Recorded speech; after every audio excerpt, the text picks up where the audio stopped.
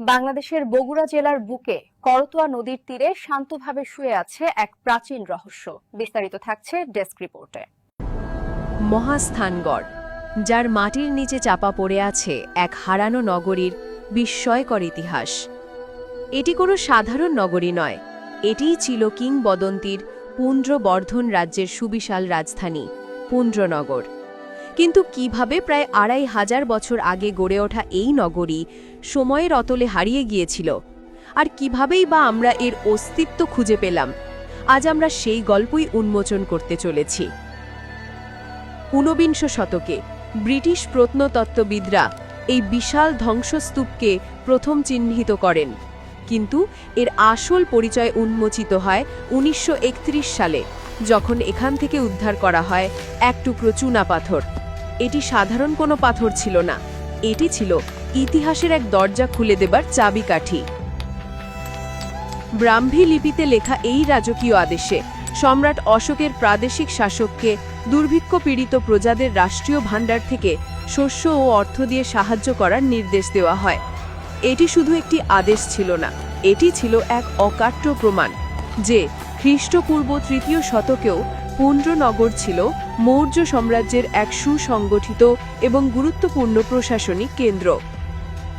মৌর্যদের পর গুপ্ত, পাল এবং সেন যুগে পুন্ড্রনগর তার সমৃদ্ধির শিখরে পৌঁছায়।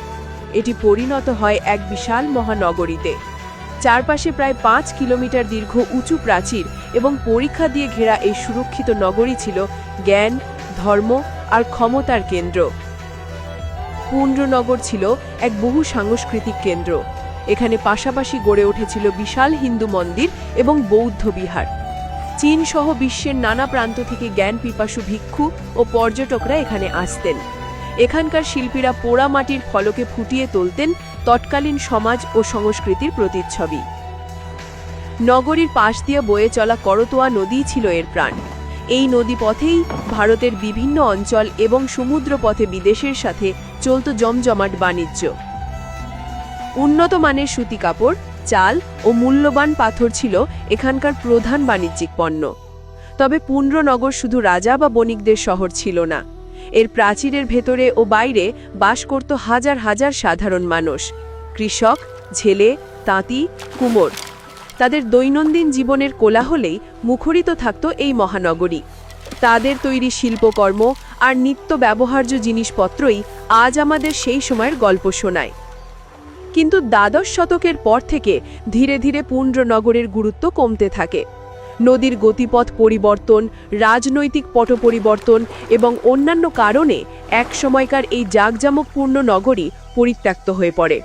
ধীরে ধীরে মাটি আর গাছপালার আড়ালে হারিয়ে যায় প্রায় ১৫০০ বছরের গৌরবময় ইতিহাস। পুন্ড্রনগর হারিয়ে গেলেও তার অস্তিত্ব মুছে যায়নি। এখানকার প্রতিটি ইট আর মাটির কণা আজও কথা বলে। মহাস্থানগড় শুধু একটি প্রত্নতাত্ত্বিক স্থান নয়, এটি আমাদের হাজার বছরের সমৃদ্ধ ইতিহাসের জীবন্ত দলিল।